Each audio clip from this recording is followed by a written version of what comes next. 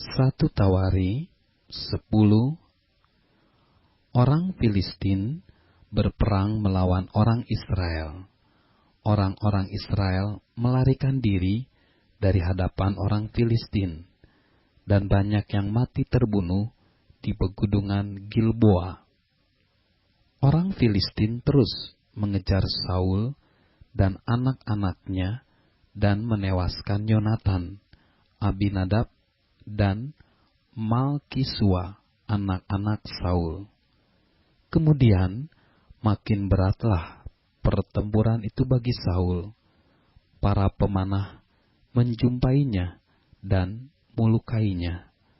Lalu berkatalah Saul kepada pembawa senjatanya, "Hunuslah pedangmu dan tikamlah aku, supaya jangan datang orang-orang yang tidak bersunat ini memperlakukan aku sebagai permainan." Tetapi pembawa senjatanya tidak mau, karena ia sangat segan. Kemudian Saul mengambil pedang itu dan menjatuhkan dirinya ke atasnya. Ketika pembawa senjatanya melihat bahwa Saul telah mati, ia pun menjatuhkan dirinya ke atas pedangnya, lalu mati. Jadi Saul, ketiga anaknya, dan segenap keluarganya sama-sama mati. Ketika dilihat seluruh orang Israel yang di lembah bahwa tentara telah melarikan diri, dan bahwa Saul serta anak-anaknya sudah mati, maka mereka meninggalkan kota-kota mereka, lalu melarikan diri juga. Kemudian datanglah orang Filistin dan menetap di sana. Ketika keesokan harinya, orang Filistin datang, merampasi orang-orang yang mati terbunuh itu. Didapati mereka, Saul dan anak-anaknya, tergelimpang di pegunungan Gilboa. Mereka merampasinya dan mengambil kepala Saul dan senjata-senjatanya, lalu menyuruh orang berkeliling di negeri orang Filistin untuk menyampaikan kabar itu kepada berhala-berhala mereka dan kepada rakyat. Kemudian mereka menaruh senjata-senjata Saul di kuil Allah mereka, tetapi batu kepalanya dipakukan mereka di rumah Dagon. Ketika seluruh Yabesi Gilead mendengar tentang segala yang telah dilakukan orang Filistin terhadap Saul, maka bersiaplah segenap orang gagah perkasa, lalu pergi mengambil mayat Saul dan mayat anak-anaknya. Mereka membawanya ke Yabesi dan menguburkan tulang-tulang mereka di bawah pohon besar di Yabesi. Sesudah itu berpuasalah mereka 7 hari lamanya. Demikianlah Saul mati karena perbuatannya yang tidak setia terhadap Tuhan, oleh karena ia tidak berpegang pada firman Tuhan, dan juga karena ia telah meminta petunjuk dari arwah, dan tidak meminta petunjuk Tuhan. Sebab itu Tuhan membunuh dia, dan menyerahkan jabatan raja itu kepada Daud bin Isai.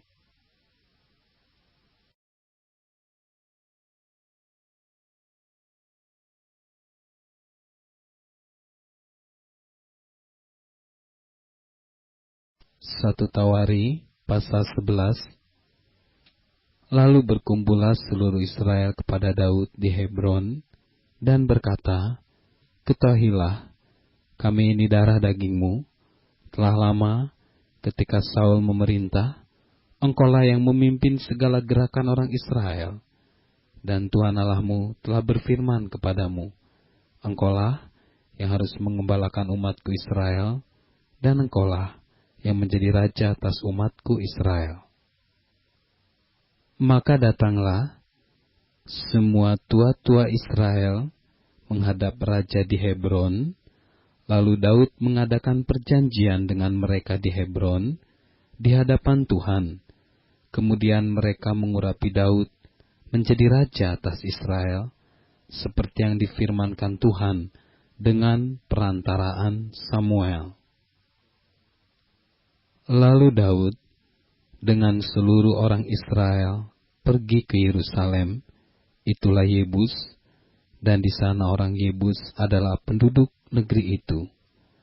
Penduduk Yebus berkata kepada Daud, "Engkau tidak sanggup masuk kemari." Tetapi Daud merebut kubu pertahanan Sion, yaitu kota Daud. Daud telah berkata, "Siapa lebih dahulu memukul kalah orang Yebus, ia akan menjadi kepala dan pemimpin." Lalu Yoab anak Zeruya yang menyerang lebih dahulu, maka ia menjadi kepala. Lalu Daud menetap di kubu pertahanan itu, sebab itu orang menamainya Kota Daud.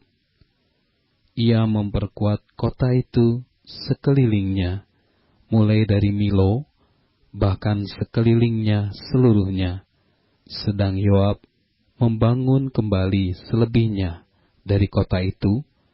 Lalu makin lama, makin besarlah kuasa Daud, sebab Tuhan semesta alam menyertainya. Inilah kepala-kepala para pahlawan yang mengiringi Daud, yang telah memberi dukungan yang kuat kepadanya bersama-sama seluruh Israel dalam mencapai kedudukan raja, dan yang mengangkat dia sebagai raja, seperti yang difirmankan Tuhan mengenai Israel. Inilah daftar para pahlawan yang mengiringi Daud: Yasoban bin Hakmoni, kepala Triwira. Ia mengayunkan tombaknya melawan 300 orang yang tertikam mati dalam satu pertempuran. Dan sesudah dia, Eleazar anak Dodo, orang Ahohi itu. Ia termasuk ketiga pahlawan itu. Ia ada bersama-sama Daud di Pas Damim, ketika orang Filistin berkumpul di sana untuk berperang.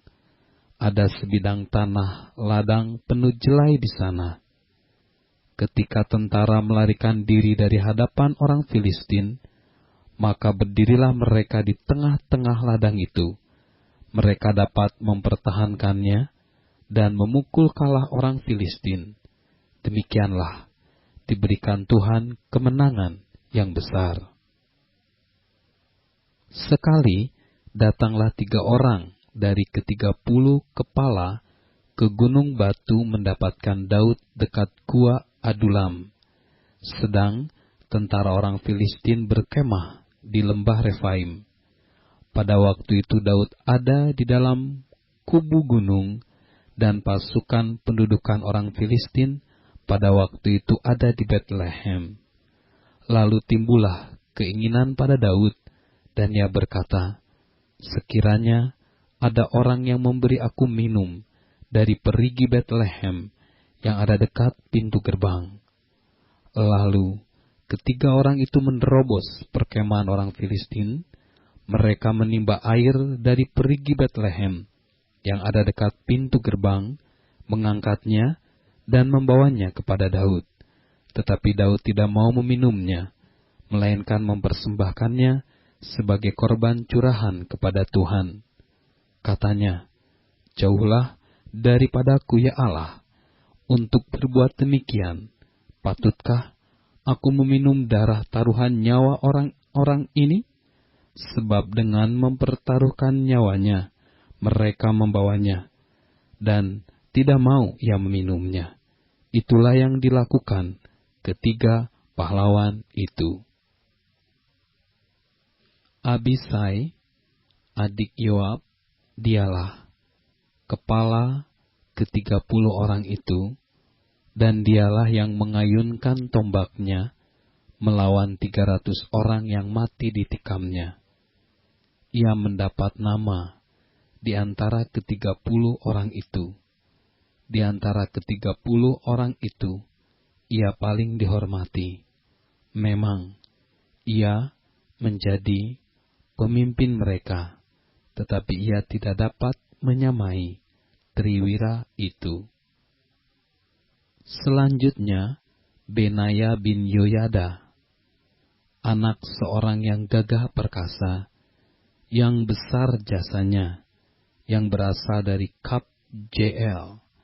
Ia menewaskan kedua pahlawan besar dari Moab. Juga pernah ia turun ke dalam lobang dan membunuh seekor singa pada suatu hari bersalju. Pula, ia membunuh seorang Mesir, seorang yang tinggi perawakannya, 5 hasta tingginya.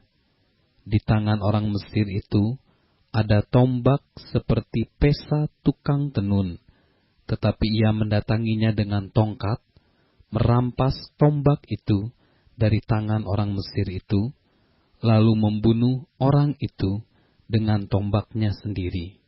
Itulah yang diperbuat Benaya bin Yoyada. Ia mendapat nama di antara ke-30 pahlawan itu. Sesungguhnya, di antara ke-30 orang itu, ia paling dihormati. Tetapi ia tidak dapat menyamai Triwira, dan Daud mengangkat dia mengepalai pengawalnya.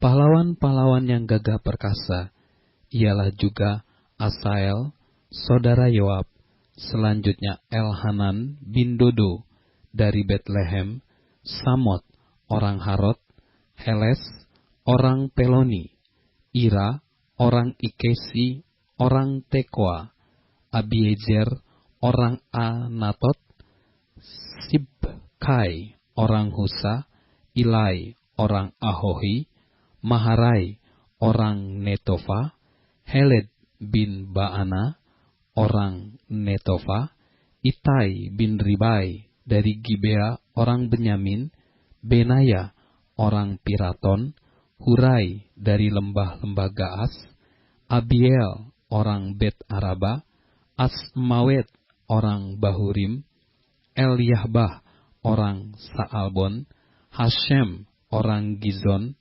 Yonatan bin Sage orang Harari, Ahiam bin Sakar orang Harari, Elifal bin Ur, Hefer orang Makerati, Ahia orang Peloni, Hezro orang Karmel, Naarai bin Esbai, Yoel saudara Natan, Mibhar bin Hagri, Zelek orang Amon, Naharai orang Beerot, pembawa senjata Yoab anak Zeruya, Ira orang Yetri, Gareb orang Yetri, Uria orang Het, Zabad bin Ahlai, Adina anak Sija orang Ruben, kepala orang-orang Ruben, dan beserta dia ada 30 orang, Hanan bin Maaka, Yosafat orang Mitni, Uzia orang Aistarot, Syama dan Yeyel,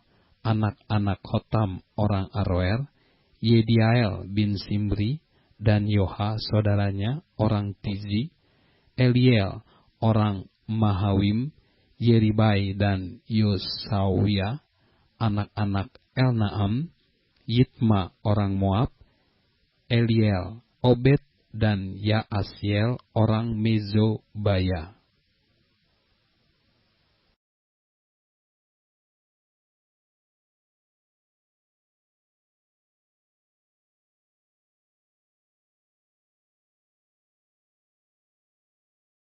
Satu Tawari 12.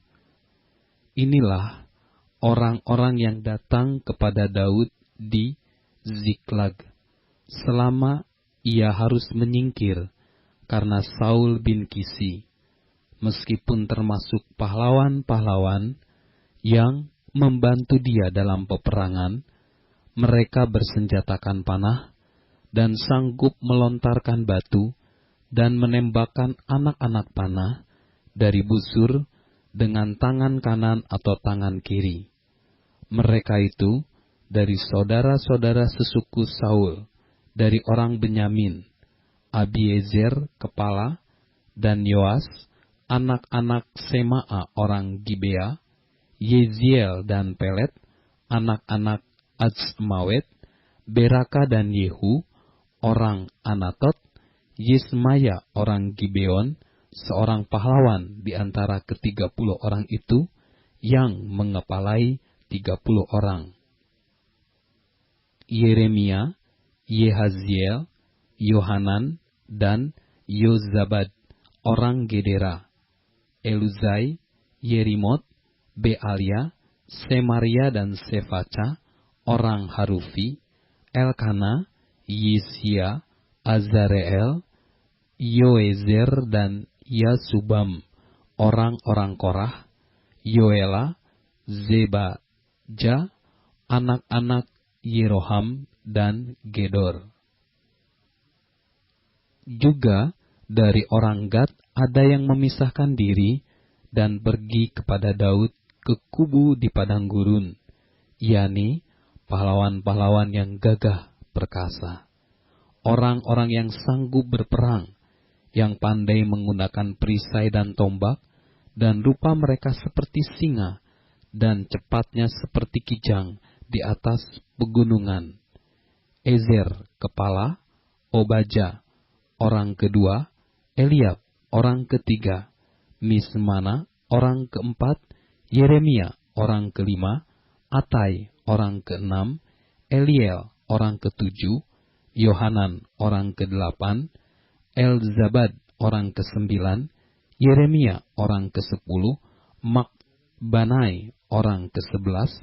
Mereka itulah dari suku Bani Gad, kepala-kepala pasukan, satu orang yang paling kecil sanggup melawan 100 orang, dan yang paling besar sanggup melawan 1000 orang. Mereka itulah yang menyeberangi sungai Yordan di bulan pertama, sekalipun sungai itu meluap sepanjang tepinya, dan merekalah yang menghalau seluruh penduduk lembah ke sebelah timur dan ke sebelah barat. Sebagian dari Bani Benyamin dan Yehuda datang kepada Daud di kubu itu. Lalu keluarlah Daud menyongsong mereka. Berkatalah ia kepada mereka, "Jika kamu datang kepadaku dengan maksud damai untuk membantu aku, maka aku rela bersekutu dengan kamu. Tetapi jika untuk menyerahkan aku dengan tipu muslihat kepada lawanku, sedang aku tidak melakukan kelaliman, maka biarlah Allah nenek moyang kita melihat itu dan menghukum kamu." Lalu roh menguasai Amasai, kepala ke-30 orang itu. "Kami ini bagimu, hai Daud, dan pada pihakmu, hai anak Isai. Sejahtera, sejahtera bagimu, dan sejahtera bagi penolongmu, sebab yang menolong engkau ialah Allahmu." Kemudian Daud menyambut mereka dan mengangkat mereka menjadi kepala pasukan. Juga dari Manase ada yang menyeberang memihak kepada Daud. Ketika itu ia bersama-sama orang Filistin memerangi Saul. Sebenarnya ia tidak menolong mereka, sebab setelah mengambil keputusan, raja-raja kota orang Filistin itu menyuruh dia pergi, katanya. Mungkin dengan taruhan kepala kita, ia menyeberang memihak kepada tuannya Saul. Pada perjalanannya ke Ziklag, sebagian dari suku Manase, Adnah, Yozabad, Yediael, Mikael, Yozabad, Elihu, dan Ziletai, kepala-kepala pasukan 1000 suku Manase, menyeberang memihak kepadanya. Mereka itu membantu Daud melawan gerombolan, sebab mereka semua adalah pahlawan-pahlawan yang gagah perkasa dan kepala dalam tentara. Dari hari ke hari, orang datang kepada Daud untuk membantu dia, sehingga mereka menjadi tentara yang besar, seperti bala tentara Allah. Inilah jumlah pasukan bersenjata untuk berperang yang datang kepada Daud di Hebron untuk menyerahkan jabatan raja daripada Saul kepada Daud sesuai dengan titah Tuhan. Bani Yehuda yang mengangkat perisai dan tombak ada 6.800 orang yang siap untuk berperang. Dari Bani Simeon, pahlawan-pahlawan yang gagah perkasa untuk berperang ada 7.100 orang. Dari Bani Lewi ada 4.600 orang. Ditambah dengan Yoyada, pemimpin kaum Harun, dan bersama-sama dia ada 3.700 orang. Selanjutnya Zadok, seorang pahlawan muda yang gagah perkasa, dengan 22 orang pemimpin dari puaknya. Dari Bani Benyamin, saudara-saudara sesuku Saul, ada 3.000 orang. Sampai pada waktu itu kebanyakan dari mereka masih tetap patuh kepada keluarga Saul. Dari Bani Efraim, 20.800 orang pahlawan yang gagah perkasa, orang-orang yang kenamaan di antara puak-puak mereka. Dari suku Manasye, suku yang setengah itu, ada 18.000 orang yang ditunjuk dengan disebut namanya untuk pergi mengangkat Daud menjadi raja. Dari Bani Isakar, orang-orang yang mempunyai pengertian tentang saat-saat yang baik, sehingga mereka mengetahui apa yang harus diperbuat orang Israel, 200 orang kepala dengan segala saudara sesukunya yang di bawah perintah mereka. Dari Zebulon, orang-orang yang sanggup berperang, yang pandai berperang dengan berbagai-bagai senjata, 50.000 orang, yang siap memberi bantuan dengan tidak bercabang hati. Dari Naftali, 1.000 orang pemimpin, dan bersama-sama mereka 37.000 orang yang membawa perisai dan tombak. Dari orang Dan, orang-orang yang siap untuk berperang, 28.600 orang. Dari Asyer, orang-orang yang sanggup dan pandai untuk berperang, 40.000 orang. Dari seberang sungai Yordan, yakni dari orang Ruben, orang Gad, dan setengah suku Manasye yang lain, orang-orang yang membawa berbagai-bagai senjata perang, 120.000 orang. Sekaliannya itu, prajurit-prajurit, orang-orang dalam barisan tempur, datang ke Hebron dengan tulus hati untuk mengangkat Daud menjadi raja atas seluruh Israel. Memang juga seluruh orang Israel yang lain dengan bulat hati hendak mengangkat Daud menjadi raja. Mereka tinggal di sana bersama-sama Daud 3 hari lamanya, makan dan minum, sebab saudara-saudara mereka menyajikan makanan bagi mereka.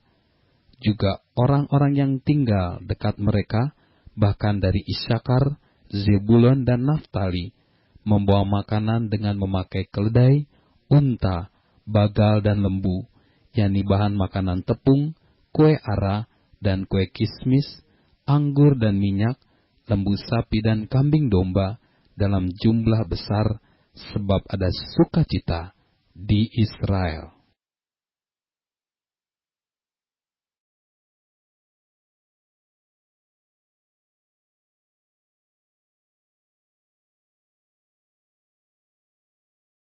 Satu Tawari, pasal 13, Daud berunding dengan pemimpin-pemimpin pasukan 1.000 dan pasukan 100 dan dengan semua pemuka.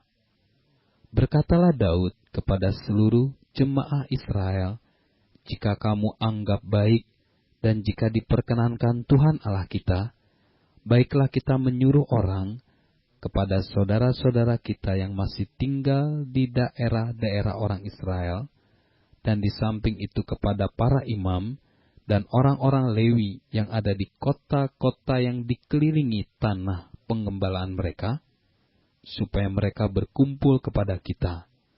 Dan baiklah, kita memindahkan tabut Allah kita ke tempat kita, sebab pada zaman Saul kita tidak mengindahkannya. Maka seluruh jemaah itu berkata bahwa mereka akan berbuat demikian, sebab usul itu dianggap baik oleh segenap bangsa itu. Lalu Daud mengumpulkan semua orang Israel dari sungai Sikor di Mesir sampai ke jalan yang menuju Hamat untuk menjemput tabut Allah dari Kiryat Yearim. Lalu Daud dan segenap orang Israel berangkat ke Ba'ala, ke Kiryat Yearim, yang termasuk wilayah Yehuda, untuk mengangkut dari sana tabut Allah, yang disebut dengan nama Tuhan yang bertahta di atas kerubim.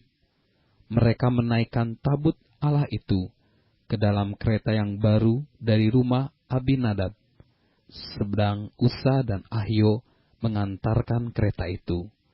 Daud dan seluruh orang Israel menari-nari di hadapan Allah dengan sekuat tenaga, diiringi nyanyian, kecapi, gambus, rebana, ceracap, dan nafiri. Ketika mereka sampai ke tempat pengirikan Kidon, maka Uza mengulurkan tangannya, memegang tabut itu, karena lembu-lembu itu tergelincir. Maka bangkitlah murka Tuhan terhadap Uza. Lalu ia membunuh dia oleh karena Uza telah mengulurkan tangannya kepada tabut itu. Ia mati di sana di hadapan Allah. Daud menjadi marah karena Tuhan telah menyambar Uza. Demikian hebatnya. Maka tempat itu disebut orang Peres Uza sampai sekarang. Pada waktu itu Daud menjadi takut kepada Allah. Lalu katanya, bagaimanakah aku dapat membawa tabut Allah itu ke tempatku? Sebab itu, Daud tidak mau memindahkan tabut itu ke tempatnya ke kota Daud. Tetapi Daud menyimpang dan membawanya ke rumah Obed Edom, orang Gad itu. 3 bulan lamanya tabut Allah itu tinggal pada keluarga Obed Edom di rumahnya. Dan Tuhan memberkati keluarga Obed Edom dan segala yang dipunyainya.